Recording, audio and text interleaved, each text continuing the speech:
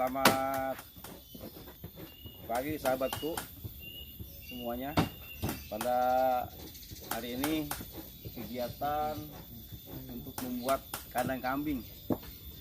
Kebetulan kita di sela-sela job sepi atau langkah nggak ada job, kita membuat kandang kambing untuk di sela-sela kesibukan dan untuk menambah tentunya saku kita. Mudah-mudahan hampir selesai dari finishing untuk pembuatan kandang kambing ini. Ya agak lumayan lah, gerakan dana sekitar 2 juta. Alhamdulillah itu selesai, mudah-mudahan bisa berjalan lancar, kambingnya tambah banyak tentunya.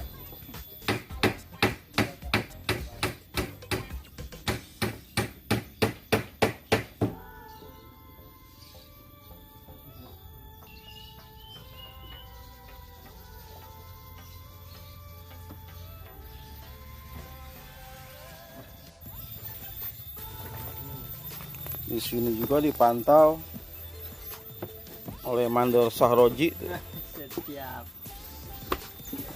Di area dalamnya udah bagus,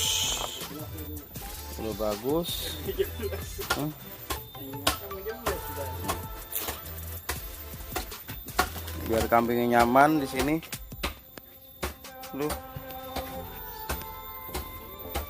Ini dalamnya guys. Ini dalam kandangnya. Ada seorang mandor sedang sibuk mungkin ya untuk memantau anak buah yang sedang bekerja.